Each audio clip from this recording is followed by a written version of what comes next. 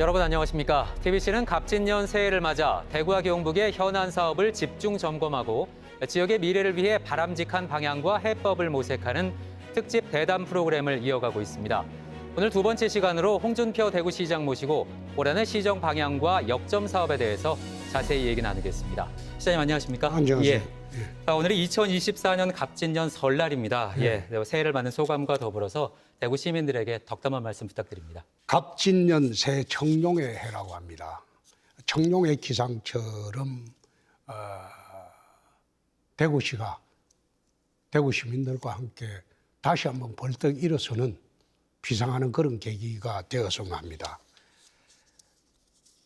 대구가 과거에는 서울, 평양, 대구, 한반도의 3대 도시였어요. 예. 그런데 지금은 인천한테도 밀리는 4대 도시로, 남한의 4대 도시로 전락을 했어요. 그래서 대구시정을 맡으면서 한반도의 3대 도시의 영광을 한번 되찾자. 그래서 대구가 다시 벌떡 일어서자는 대구 굴기를 내걸었습니다. 네. 그래서 지난 1년 6개월 동안 저희들이 정말 대구가 다시 일어설 수 있는 그런 기반 마련에 집중을 했습니다. 그래서 대구가 급격히 변화하고 있고 새로 일어서고 있다는 느낌을 시민들에게 심어줬다고 저는 생각을 합니다. 새해 복 많이 받으시고 앞으로도 대구가 벌떡 일어설 수 있도록 힘을 합쳐서 나갔으면 좋겠습니다. 네, 알겠습니다. 올해 신년사에서 극세척도라는 사자성어를 키워드로 제시하셨습니다. 극세척도, 문자 그대로 해석하면 험난한 세상을 극복하고 새로운 길을 열어가자 이런 뜻인데 이게 대구시의 정책 방향으로 본다면 어떤 의미가 있을까요? 남북 관계도 어렵죠. 그리고 경제도 어렵죠. 예. 또 우크라이나 전쟁, 또 중동 전쟁 비하로 국제 관계도 어려워요. 예. 정말 국제적으로 어려운 상황에 와 있고 특히 부동산 경기 침체로 대구는 아주 어려운 지경에 와 있습니다. 그래서 이런 어려운 조건에도 우리가 대구 굴기를 위해서 나아갈 방향은 제대로 잡아놨기 때문에 어떤 어려움이 있어도 이걸 돌파해 나가자 그런 뜻입니다. 예, 알겠습니다. 지난 한 해도 대구 미래 50년을 위해서 새로운 정책, 다양한 사업을 추진하시면서 정말 숨가쁘게 달려오셨잖아요. 예. 그렇습니다. 2023년도 평가하시면 어떻습니까? 제일 처음 이제 저희들이 추진을 해가지고 결실을 본 게 TK 신공항 특별법입니다. 사실 기부대 양녀로 공항 이전하기로 했지만은 대구시 힘만으로는 그게 불가능합니다. 그래서 국가가 보증을 하는 그런 특별법을 만들지 않고는 공항 이전이 불가능해요. 예. 또 그 공항을 유럽이나 미주로 직항할 수 있는 장거리 공항, 남북권의 관문공항을 만들기 위해서는 특별법의 도움 없이는 그 불가능합니다. 그래서 저희들이 시정 인수하자마자 바로 특별법을 만들어서 조영 원내대표를 통해서 참 천신만고 그때 특별법 통과를 시켰고 그러면 공항 이전할 준비는 마쳤고 그다음에 이제 대구의 경제 구조를 서비산업 구조에서 5대 신산업 구조로 바꾸기 위한 노력을 1년 6개월 동안 했는데 지금 아마 우리 대구로 새로 첨단 산업들이 들어오기로 한 기업들이 한 30여 곳이 됩니다. 30여 곳이 되고 대부분 그게 이제 5대 첨단 신산업들입니다. 수도권에서 본사를 이전하는 기업도 있고 부산에서 대구로 본사 이전하는 기업도 있고 또 새로 설립하는 외국 기업도 있고 그래서 1년 반 만에 한 28개 회사에서 8조 한 1,400억 원 정도 투자 유치를 약속을 했죠. 근데 1년 6개월 만에 지난 10년간 투자액의 한 1.7배, 2배 달하는 신산업들이 대구로 몰려들기 시작을 했어요. 네. 거기다가 군부대 통합 이전을 하기로 했죠. 예. 대구의 군부대는 이 200만 병이 넘어요. 대구 시내에. 이 대구시 발전을 저해하는 문제가 생겼기 때문에 지방자치단체가 주도해서 군부대 이전한 사례가 한 번도 없습니다. 예. 근데 이것을 대구시에서 주도를 해서 민군 밀리터리 타운을 건설하자 이렇게 국방부를 설득해서 이제 대구에 있는 200만 평의 군부대 요지에 있는 그 부지를 우리가 이제 앞으로 확보하게 되겠죠. 네. 군부대 이전도 하기로 했고 최근에 이제 광주하고 협약을 해서 달빛철도를 네. 하기로 했습니다. 근데 이 달빛철도 하는 과정에서도 88 고속도로도 한산한데 철도까지 하냐 예, 예. 그런 비난이 있길래 내가 참 상상력이 풍부하지 못한 사람들은 세상을 변화시킬 수가 없다. 그 이야기까지 했는데 달빛철도의 의미라는 거는 남북권 거대 경제권을 형성하겠다는 겁니다. 지금 88 고속도로가 한산한 가장 큰 이유는 교류가 안 돼 있어요. 예. 고속도로 만들어도 동서교류가 잘 안 돼요. 근데 가장 지금 교류가 우리가 활발하게 될 수 있는 데가 TK 신공항입니다.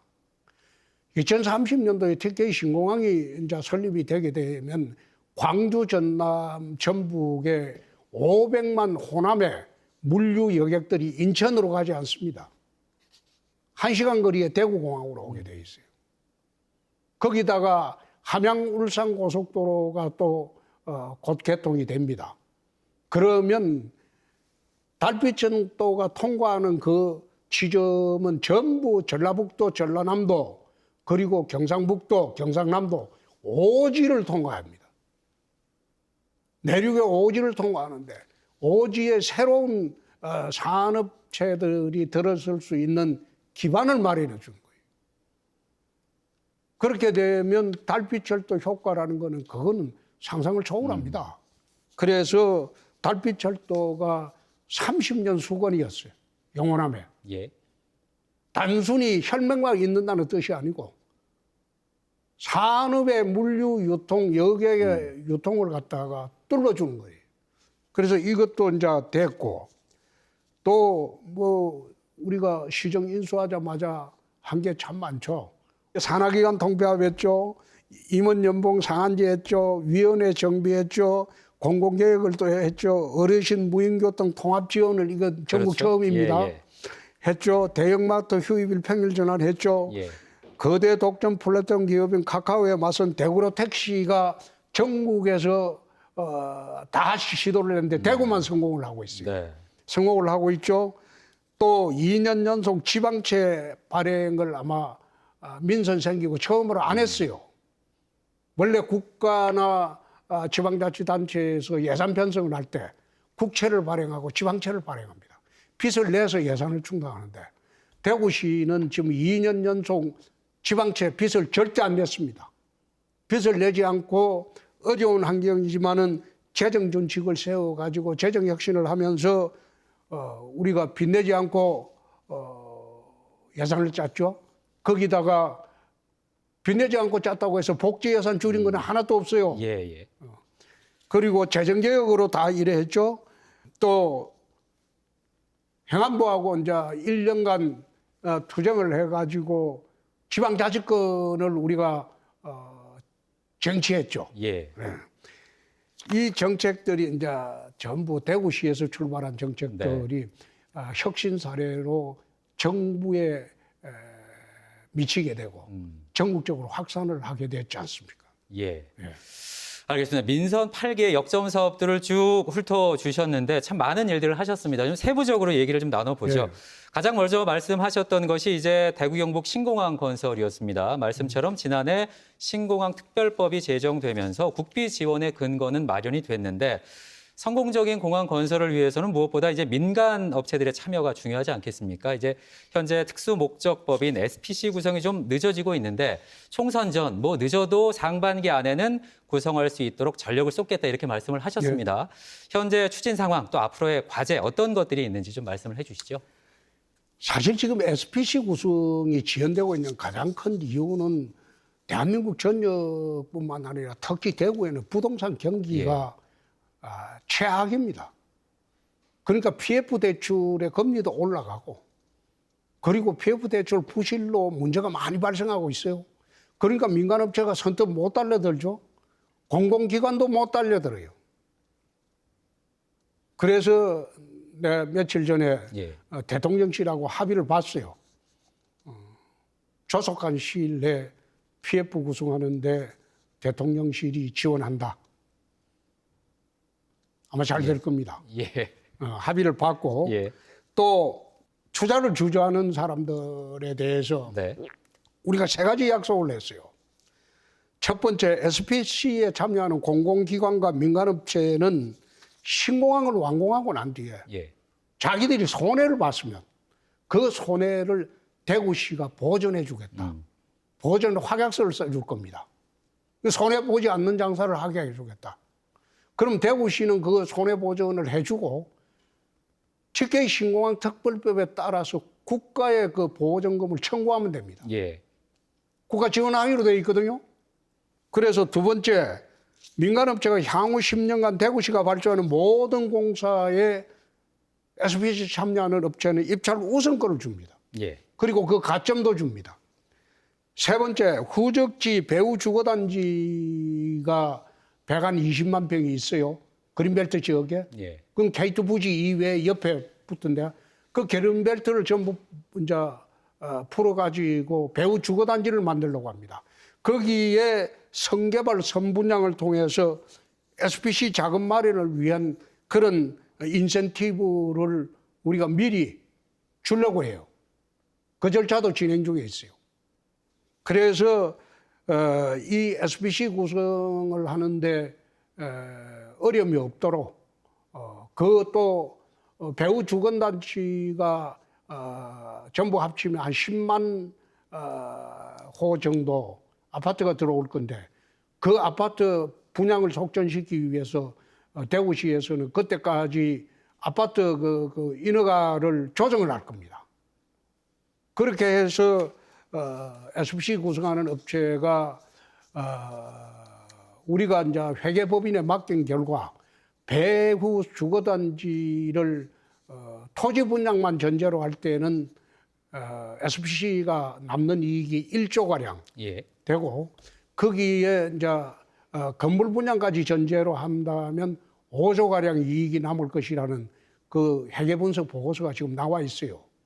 그래서 이제 그걸 근거로 설득을 설치놓고 난 뒤 바로 해서 조속한 시일 내에 저는 뭐 생각이 4월 총선 이전에 구성을 하고 SPC 구성되기 전이라도 신공항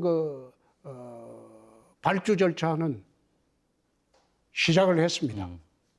또 다른 현안이죠. 영호남 30년 수건 사업 말씀하신 것처럼 크게 보면 뭐 한반도 남부권의 염원이기도 하죠. 영남과 호남을 연결하는 달빛철도 건설.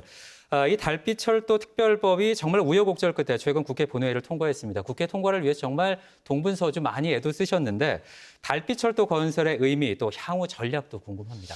아까 잠시 이야기를 했는데 달빛철도의 의미라는 것은 영호남 갈등이 이게 남북 갈등 못지않게 대한민국의 가장 큰 에너지를 손실시키는 그런 문제라고 봅니다. 그래서 영원한 갈등 해소는 그냥 정치적으로 접근해서는 될 문제가 아니고 실용적으로 접근을 해야 돼요. 영호남이 서로 소통하고 산업 물류가 이동을 하고 여객 물류가 이동하고 그리고 사람들이 섞일 때 영원한 갈등이 없어지는 겁니다.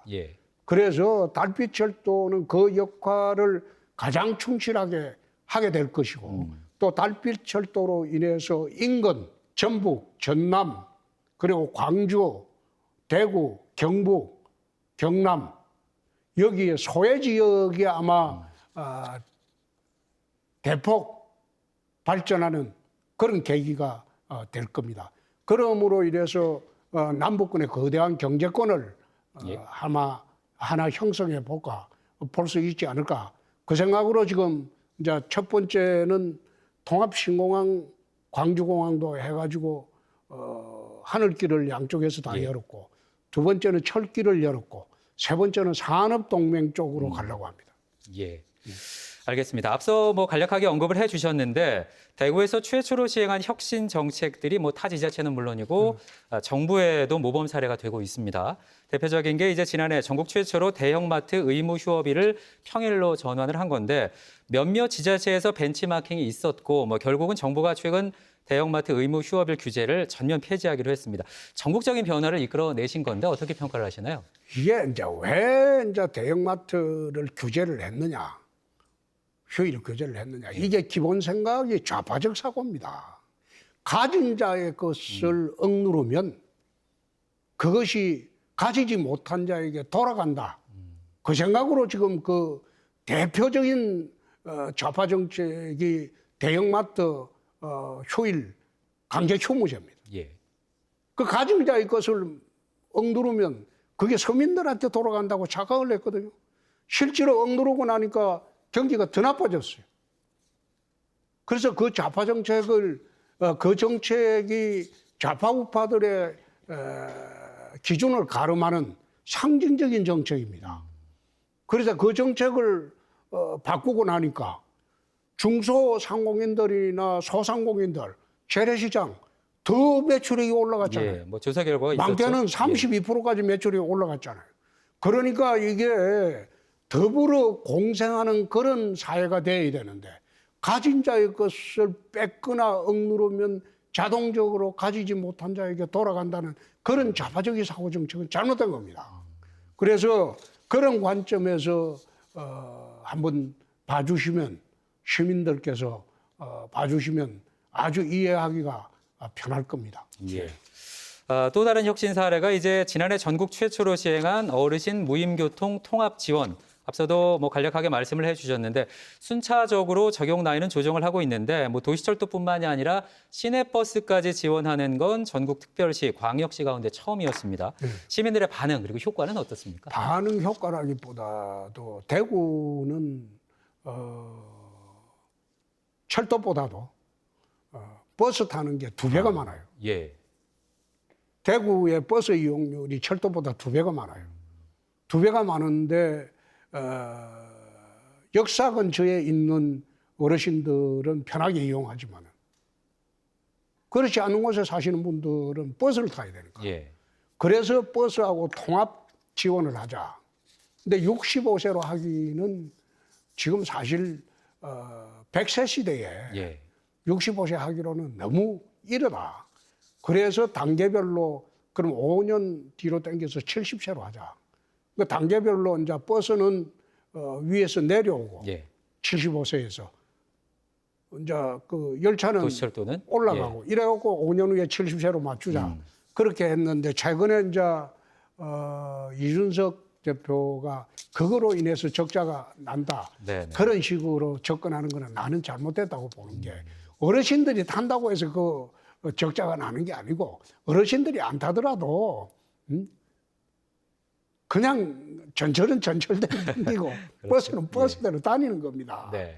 그런데 그런 측면에서 바라보실 게 아니고 한국 사회를 이렇게까지 와줄 수 있게 선진국 시대로 와줄 수 있게 한 거는 다 대한민국 어르신들 덕입니다. 근데 이거는 공짜라 이런 개념이 아니고 어르신들 복지 차원에서 접근을 해야 돼요.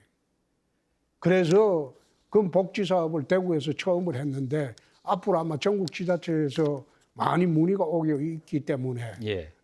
그것도 아마 개선되리라고. 예. 예우와 복지 차원에서 무임교통 통합 지원 서비스를 이제 시작하셨습니다.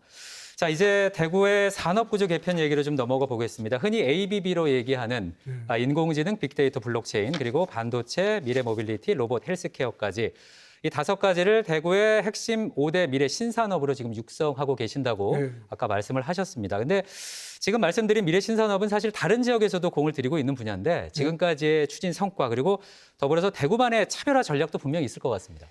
이게 이제 대구가 섬유도시였잖아요. 예. 섬유도시로 대구가 컸는데 이 30년 전에 했어야 할 문제입니다. 근데 30년 동안 섬유는 쇠퇴하고 대구의 주력 산업이 없어져 버렸어요. 예. 그래서 지난번에 YS 정권 때 삼성 상동차 한번 들어왔다가 부산으로 간 일 있죠. 예. 예.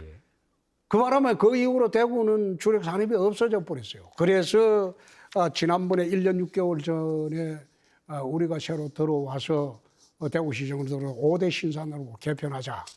그렇게 해서 이제 지금 ABB 산업 같은 경우에는 수성 알파시티가 의료지구였어요. 예. 예. 그죠? 의료지구였는데 이 의료지구를 내가 해제를 했어요. 첨단 산업지구로 바꾸자. 그래서 수성 알파시티 내에 디지털 혁신 거점 도시로 만들기 위해서 대구시가 1년 6개월 전부터 했는데 지금 SK에서 여기에 8,200억 들려가지고 데이터 센터가 들어옵니다. 민간 기업이. 그러면 수성 알파 시티 이쪽은 정부에서도 앞으로 2조 2천억 들여가지고 디지털 거점 도시로 지금 만들려고 하고 이것은 예타 변제 사업으로 정부 내부에서는 지금 확정이 되어 있습니다. 네. 그래서 곧 이걸 추진을 할 것이고 거기다가 이제 로봇 테스트 필드를 전국 최초로 달성 국가산업단지 내에 우리가 유치를 했어요. 예. 그 로봇 기업들은 로봇을 만들면 로봇 테스트 필드에 테스트를 거쳐야 돼요. 네. 그러니까 전국의 로봇 산업들은 전부 대구로 올 수밖에 없어요. 지금 많이 오고 있어요. 예. 미국서도 왔고 부산서도 오고 그리고 수도권에서도 로봇 산업들이 많이 지금 문의가 들어오고 실제로 오고 있어요. 그러면 여기에다가 UAM 같은 경우에는 앞으로 이제 한 10년 후 되면 UAM 시대가 오겠죠.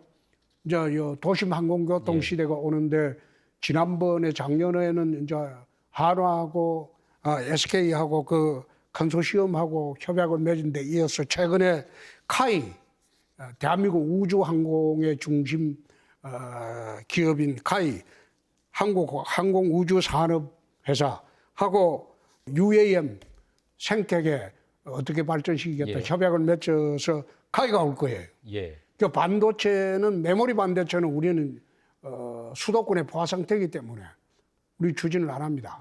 비메모리 반도체 중에서 반도체 설계하고 시스템 반도체 분야를 우리가 집중하고 있기 때문에 최근에도 시스템 반도체 회사가 미국 회사가 대구에 본사 이전하겠다고 대구지사 만들겠다고 왔죠. 오고 수도권에서 몰려 들고 있습니다. 그래서 현재까지 한 30개 기업 네. 이 1년 6개월 사이에 대구로 지금 많이 왔습니다. 예. 지금 뭐 쭉 설명을 해 주신 것처럼 이렇게 노력을 하시다 보니까 앞서 말씀을 해 주셨어요. 민선 8기 이제 1년 6개월 채 2년이 되지 않았는데 기업 투자 유치가 8조 1,000억 원 이상이 됩니다. 말씀처럼 지난 10년간 성과를 합친 것과 비교하면 뭐 2배에 육박하는 그런 수치입니다. 이게 대구만의 장점, 특징이 분명히 있기 때문에 이런 성과를 거두는 거겠죠. 우선 대구는 원스톱 기업 투자센터라고 제가 만들었어요. 예. 1년 반 전에. 대구에 투자하겠다는 의향만 보이면 대구시 공무원들이 알아서 인허가 절차를 대행을 해줍니다.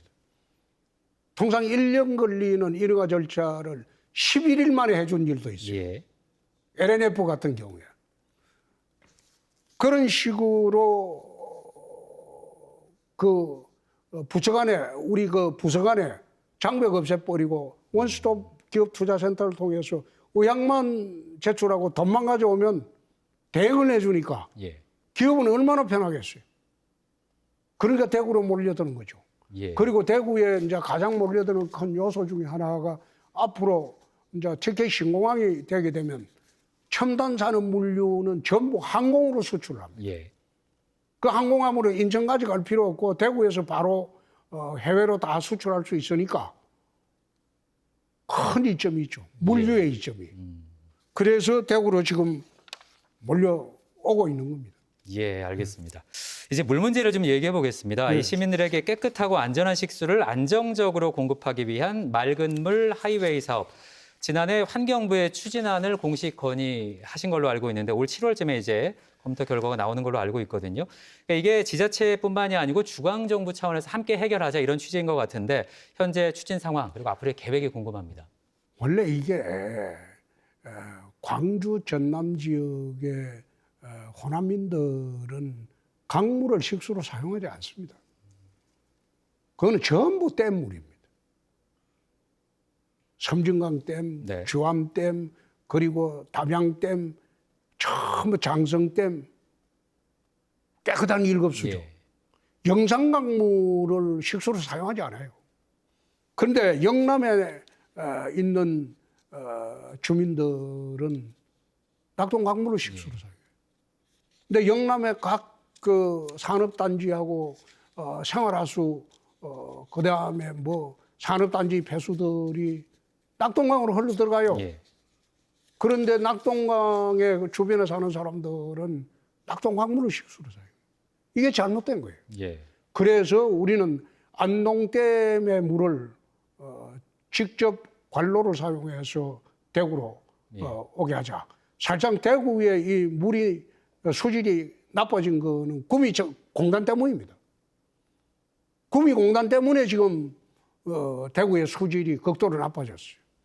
그래서 구미공단 위에 안동댐 직하류 예. 처음 물 떨어지는데 거기서 바로 대구 시민들의 일급수를 관로를 설치해서 그게 아마 110km 정도 될 거예요. 관로 설치비가 1조가량 듭니다. 예. 1조가량 들면 거기 아마 환경부가 7천억을 대고 수자원공사에서 3천억을 댈 겁니다. 대구시는 그 관로 설치비 될 필요가 없어요. 정부 사업이.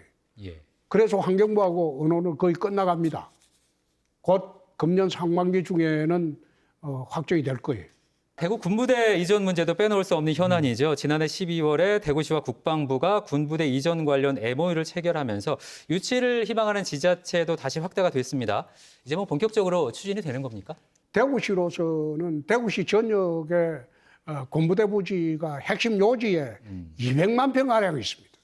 대구시 발전을 상당히 저해하는 거죠. 그래서 국방부하고 협의해서 외곽 이전하기로 하고 이제 이전하는 개념을 통상 군부대 이전하려고 하면 지자체에서 받지 않으려고 그래요. 예. 그런데 제가 이제 밀리터리 타운 개념을 만들었어요. 예. 군부대 이전뿐만 아니라 영외시설, 그 다음에 거기에 체육시설, 의료시설, 문화시설 전부 하는 하나의 군사도시 개념으로 만들어가지고 이전하겠다. 그러니까 이제 유치하는 지자체가 5군데가 나왔죠. 그렇죠. 예. 그런 다 나왔는데 거기에 이제 경쟁을 과열할 필요가 없어요. 거기는 우선 국방부에서는 작전성을 검토합니다.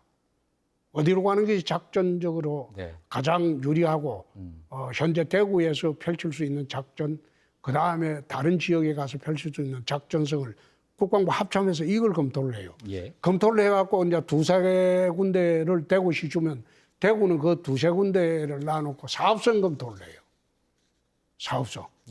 어디 가는 게 가장 돈이 절약되고 그리고 그 절약된 돈은 전부 군인들을 위해서 우리가 쓸 수 있는지 군 복지를 위해서. 그래서 대구시가 최종 사업성 검토에서 결정을 합니다. 이거는 아마 총선 지난 후에 결정이 될 겁니다. 예, 알겠습니다. 국민권익위원회 청렴도 평가가 있었습니다. 지난해 대구시 청렴도가 2등급, 2021년과 2022년에 비해서 2단계 상승을 했고 특히 청렴 노력도에서 더 좋은 평가를 받았습니다. 대구시에서 그만큼 애쓰셨다는 얘기인데 이번 평가에서 전국 17개 광역지자체 가운데 1등급은 한 곳도 없었습니다. 예. 뭐 당연히 그러면 올해 1등급을 목표로 하시겠죠? 그렇죠. 예. 제가 경남지사 할 때 경남이 전국 17개 시도 중에서 청렴도가 15위였어요. 예. 근데 2년 만에 1등 했어요. 아, 그러셨군요. 예. 그거 청렴도 1등 하는 거는 간단합니다. 예. 시의 간부들이 청렴하면 다 청렴해지는 겁니다. 시의 간부들하고 경남 있을 때도 도의 간부들이 청렴하면 청렴도 1등 하는 겁니다. 예. 그래서 내년에는 압도적인 1등급을 할 수 있도록 예. 대구시가 청렴한 도시라는 걸 내가 한번 보여주려고 하는데 그 중간에 사고가 없어야 돼요. 알겠습니다. 내년 또 기대해 보겠습니다. 자, 이 말도 많고 탈도 많았던 대구 농수산물 유통관리공사가 올해 1월 공식 출범했습니다. 그동안 대구시에서 직영을 해왔는데 이게 공사를 창립했단 말이죠. 어떤 의미가 있는 건가요? 이게 이제 농산물 유통공사라는 거는 사업인데 예. 관이 여태 직접 하다 보니까 이건 관료주의화 돼 버리고 그리고 이게 그 시장이 매천 시장이 발전할 수 있는 소지가 없어요. 예. 거기는 발전의 한계가 있는 게 도심에 들어와 있어가지고 옛날에는 거기 외곽이었는데 지금은 도심이 돼 버렸잖아요. 좁아가지고. 예. 그래서 달성 합의면으로 이제 이전을 하고 예. 대신 우리 공무원들보다는 전문가들을 전부 투입을 하자. 그리고 공사화하고 사장 뽑을 때는 유통 전문가를 뽑았어요. 예. 나는 생면부지의 사람인데 유통 전문가를 뽑아가지고 그 사람한테 내가 그런 부탁을 했어요. 농산물 시장이 이 대구의 농산물 시장이 대한민국 3대 시장이다. 매출액이 1조가 훨씬 넘는다. 예.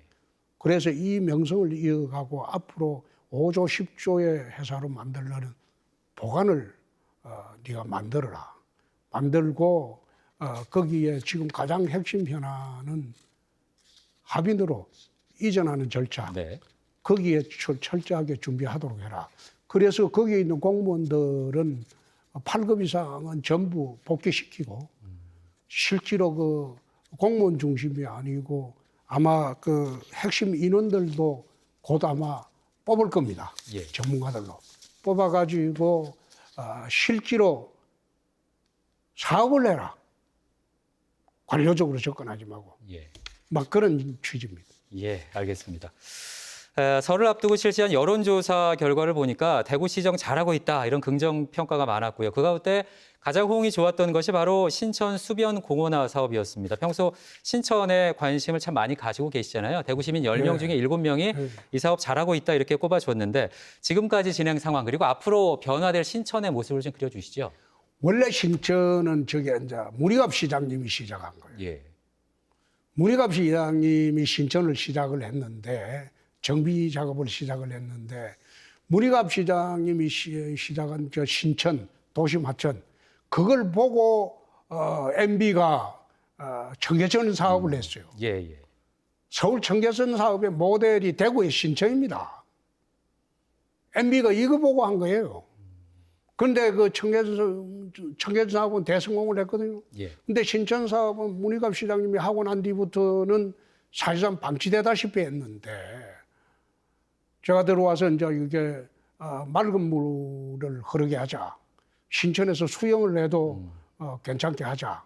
그래서 이제 하루 10만 톤씩 이제 일급소 공급이 되죠. 예. 거기다가 신천을 이제